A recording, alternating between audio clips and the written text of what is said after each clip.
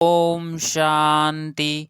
6 जनवरी 2026 बाबा का साकार मुरली। मीठी बच्ची ब्रह्मा बाबा शिव बाबा का रथ है। दोनों का इकट्ठा पाठ चलता है। इसमें जरा भी सेंस नहीं आना चाहिए। प्रश्न: मनुष्य दुखों से छूटने के लिए कौन सी युक्ति रचते हैं जिसको महापाप कहा जाता है? उत्तर: मनुष्य जब दुखी होते हैं तो स्वयं को मारने को खत्म करने के अनेक उपाय रचते हैं। जीव घाट करने की सोचते हैं, समझते हैं इससे हम दुखों से छूट जाएंगे, परंतु इन जैसे महापाप और कोई नहीं। वह और ही दुखों में फंस जाते हैं, क्योंकि यह है ही अपार दुखों की दुनिया। ओम शांति। बच्चों से बाप पूछते हैं, आत्माओं से परमात्मा पूछते हैं, यह तो जानते हो हम परम पिता परमात्मा के सामने बैठे हैं। उनको अपना रथ तो है नहीं, यह तो निश्चय है ना। इस भ्रकुटी के बीच में बाप का निवास स्थान है। बाप खुद कहते हैं, मैं इनकी भ्रकुटी के बीच में बैठता हूँ, इनका शरीर लोन पर लेता हूँ। आत्मा भ्रकुटी के बीच है तो बाप भी वहीं बैठते हैं। ब्रह्मा है तो शिव बाबा भी है, ब्रह्मा नहीं तो शिव बाबा बोलेंगे कैसे? ऊपर में शिव बाबा को श्वेत याद करते आए। अब तुम बच्चों को पता है हम बाप के पास यहाँ बैठे हैं, ऐसे नहीं कि शिव बाबा ऊपर में हैं। उनकी प्रतिमा यहाँ पूजी जाती है। यह बातें बहुत समझने की है। तुम तो जानते हो बाप ज्ञान का सागर है। ज्ञान कहाँ से सुनाते हैं? क्या ऊपर से सुनाते हैं? यहाँ नीचे आया है, ब्रह्मा तन से सुनाते हैं।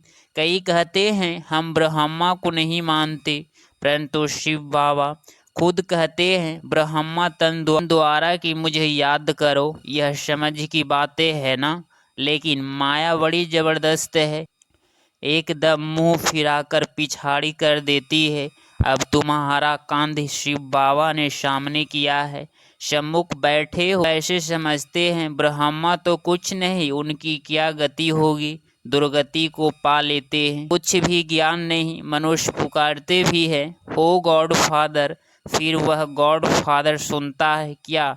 उनको कहते हैं ना रिवरेटर आओ, या वहाँ बैठे रिवरेट करेंगे। कल्प कल्प पुरुषोत्तम संगम युग पर ही बाप आते हैं। जिसमें आते हैं उनको ही अगर उड़ा दे तो क्या कहेंगे? नंबर 1 तमो प्रधान निश्चय होते हुए भी माया एकदम मुंह फेर देती है। इतना उसमें बल है जो एकदम वर्थ नॉट ए पेनी बना देती है। ऐसे भी कोई न कोई सेंटर्स पर हैं। इसीलिए बाप कहते हैं खबरदार रहना, वह किसको सुनाते भी रहो सुनी हुई बातें, परंतु वह जैसे पंडित मिसल हो जाते। जैसे बाबा पंडित की कहानी बताते हैं ना, उसने कहा राम राम कहने से नदी पार हो जाएंगी। यह भी एक कहानी बनाई हुई है। इन समय तुम बाप की याद से विषय सागर से क्षीर सागर में जाते हो। उन्होंने भक्ति मार्ग में ढेर कथाएं बना दी है, ऐसे बातें तो होती नहीं। यह एक कहानी बनी हुई है। पंडित औरों को कहता था, खुद बिल्कुल चट खाते में, खुद विकारों में जाते रहना और दूसरों को कहना निर्विकारी बनो, उनका क्या असर होगा। ऐसे ही ब्रह्मा कुमार कुमारियाँ है, खुद निश्चय में नहीं दूसरों को सुनाते रहते हैं। इसीलिए कहाँ कहाँ सुनाने वाले भी सुनने वाले भी तीखे चले जाते हैं। जो बहुतों की सेवा करते हैं वह जरूर प्यारे तो लगते हैं ना। पंडित झूठा निकल पड़े तो उनको कौन प्यार करेंगे? फिर प्यार उन पर चला जाएगा जो प्रैक्टिकल में याद करते हैं। अच्छे अच्छे महारथियों को भी माया हप कर लेती है। बहुत हप हो गए। बाबा भी समझाते हैं अभी कर्मातीत अवस्था नहीं हुई है। एक तरफ लड़ाई होगी, दूसरी तरफ कर्मातीत अवस्था होगी। पूरा कनेक्शन है, फिर लड़ाई पूरी हो जाने से ट्रांसफ़र हो जाएगी। पहले रुद्र माला बनती है, यह बातें और कोई नहीं जानते। तुम समझते हो विनाश सामने खड़ा है, अब तुम हो मेजॉरिटी, वह है मेजॉरिटी, तो तुमको कौन मानेगा। जब तुम्हारी वृद्धि हो जाएगी फिर तुम्हारे योग बल से बहुत खींच कर आएगी। जितना कट जंक निकलती जाएगी उतना बल भरता जाएगा। ऐसे नहीं, बाबा जाने जाननहार है। यहाँ आकर सबको देखते हैं, सबकी अवस्थाओं को जानते हैं।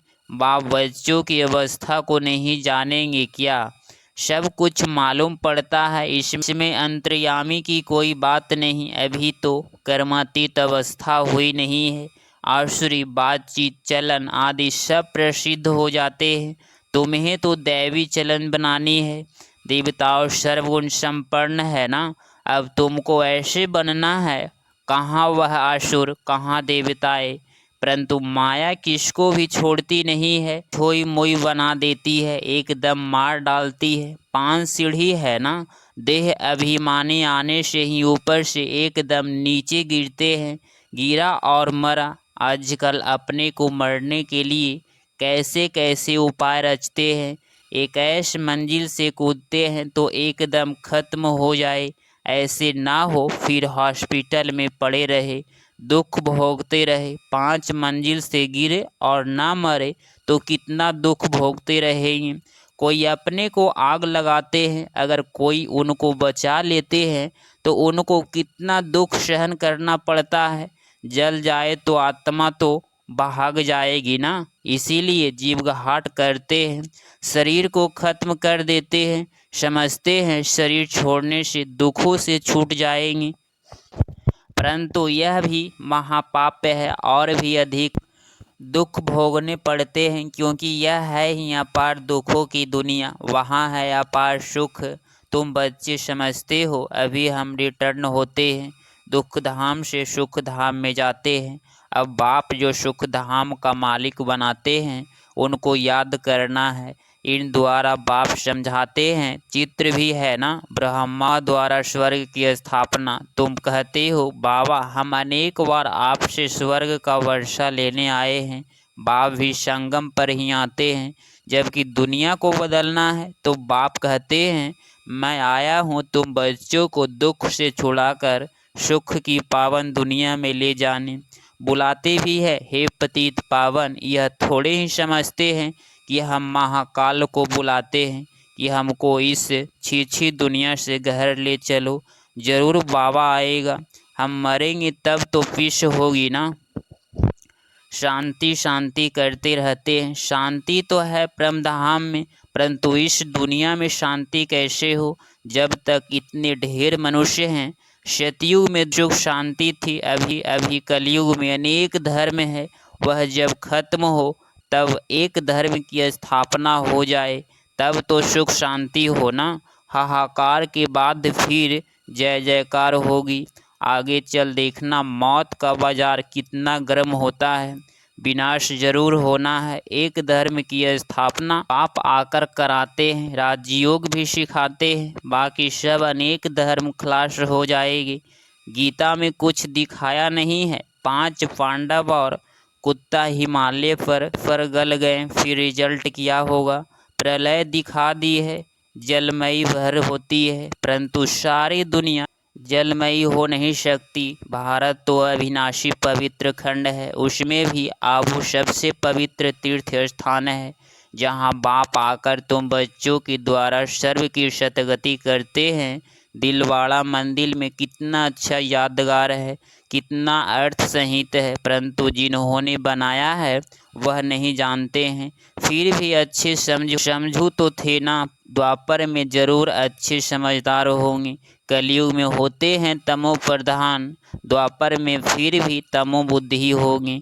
सब मंदिरों से यह उच्च है जहाँ तुम बैठे हो। अभी तुम देखते रहेंगे विनाश में होलसेल मौत होगा, होलसेल लड़ाई लगेगी, सब खत्म हो जाएंगे, बाकी एक खंड रहेगा। भारत बहुत छोटा होगा, बाकी सब खलास हो जाएंगे। स्वर्ग कितना छोटा होगा, अभी यह ज्ञान तुम्हारी बुद्धि में है, कोई को समझाने में भी देरी लगती है। यह है पुरुषोत्तम संगम युग, यहाँ कितने ढेर मनुष्य हैं और वहाँ कितने थोड़े मनुष्य होंगे, यह सब खत्म हो जाएंगे। वर्ल्ड की हिस्ट्री ज्योग्राफी रिपीट होगी शुरू से, जरूर स्वर्ग से रिपीट करेंगे, पिछाड़ी में तो नहीं आएंगे। यह ड्रामा का चक्र अनादि है जो फिरता ही रहता है। इस तरफ कलयुग, उस तरफ सतयुग, हम संगम पर हैं, यह भी तुम समझते हो। बाप आते हैं, बाप को रथ तो जरूर चाहिए ना, तो बाप समझाते हैं अभी तुम घर जाते हो, फिर यह लक्ष्मी नारायण बनना है तो दैवी गुण भी धारण करने चाहिए, यह भी तुम बच्चों को समझाया जाता है। रावण राज्य और राम राज्य किसको कहा जाता है? पतित से पावन, फिर पावन से पतित कैसे बनते हैं, यह खेल का राज्य बाप बैठ समझाते हैं। बाप नॉलेज फुल बीज रूप है ना, चैतन्य है, वहीं आकर समझाते हैं। बाप ही कहेंगे सारे कल वृक्ष का राज्य समझा, इनमें क्या क्या होता है तुमने इतने कितना पाठ बजाया है। आधा कल्प है देवी स्वराज्य, आधा कल्प है आसुरी राज्य। अच्छे अच्छे जो बच्चे हैं उन्हीं को बुद्धि में नॉलेज रहती है। बाप आप समान बनाते हैं ना, टीचर्स भी नंबरवार होते हैं, कई तो टीचर होकर भी फिर बिगड़ पड़ते हैं, बहुतों को सिखलाकर फिर खुद खत्म हो गए। छोटे छोटे बच्चे में भिन्न भिन्न संस्कार वाले होते हैं, कोई तो देखो नंबर 1 शैतान, कोई फिर पाकिस्तान में जाने लायक है जो न ज्ञान उठाते न अपनी चलन सुधारते, सबको दुख ही देते रहते हैं। यह भी शास्त्रों में दिखाया है कि असुर आकर छिपकर बैठते थे, असुर बन कितनी तकलीफ देते हैं, यह तो सब होता रहता है। उच्च ते उच्च बाप को ही स्वर्ग की स्थापना करने आना पड़ता है। माया भी बड़ी जबरदस्त है, दान देते हैं फिर भी माया बुद्धि फिरा देती है। आधा को जरूर माया खाएगी, तब तो कहते हैं माया बड़े दुस्तर है। आधा कल्प माया राज्य करती है तो जरूर इतनी पहलवान होगी ना, माया से हारने वाले की क्या हालत हो जाती है। अच्छा, मीठे मीठे शिकलधे बच्चों प्रति माता पिता बाप दादा का याद प्यार और गुड मॉर्निंग। रूहानी बाप की रूहानी बच्चों को नमस्ते नमस्ते। धारणा के लिए मुख्य सार पॉइंट नंबर फर्स्ट, कभी भी छोई मोई नहीं बनना है, दैवी गुण धारण कर अपनी चलन सुधारनी है। पॉइंट नंबर 2, बाप का प्यार पाने के लिए सेवा करनी है, लेकिन जो दूसरों को सुनाते वह स्वयं धारण करना है। कर्मातीत अवस्था में जाने का पूरा पूरा पुरुषार्थ करना है। 6 जनवरी 2026 का वरदान, साकार रूप में बाप दादा को सम्मुख अनुभव करने वाले कंबाइंड रूपधारी भव। स्पष्टीकरण, जैसे शिव शक्ति कंबाइंड है ऐसे पांडव पति और पांडव कंबाइंड है। जो ऐसे कंबाइंड रूप में रहते हैं उनके आगे बाप दादा साकार में सर्व बंधनों से सामने होते हैं। अभी दिन प्रतिदिन और भी अनुभव करेंगे कि जैसे बाप दादा सामने आए, हाथ पकड़ा, बुद्धि से नहीं आँखों से देखेंगे, अनुभव होगा।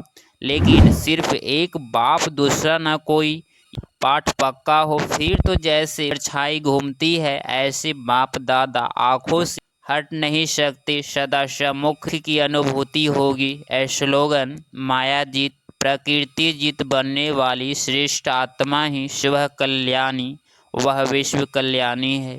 अव्यक्ति सारे, इस अव्यक्ति मास में बंधन मुक्त रह जीवन मुक्त स्थिति का अनुभव करो। जब आप अभी जीवन मुक्त बनो तो आपकी जीवन मुक्त स्थिति का प्रभाव जीवन बंध वाली आत्माओं का बंधन समाप्त करेगा। वह डेट कब होगी? जब सब जीवन मुक्त होंगे, कोई बंधन नहीं। सब बंधनों में पहला एक बंधन है, देह भान का बंधन, उससे मुक्त बनो। देह नहीं तो दूसरे बंधन स्वतः ही खत्म हो जाएंगी। अगर आप इस चैनल पे डेली मुरली क्लास सुन रहे हैं तो चैनल को प्लीज़ सब्सक्राइब करें और नोटिफिकेशन ऑल पे क्लिक करें। मिलते हैं अगली मुरली क्लास में। ओम शांति।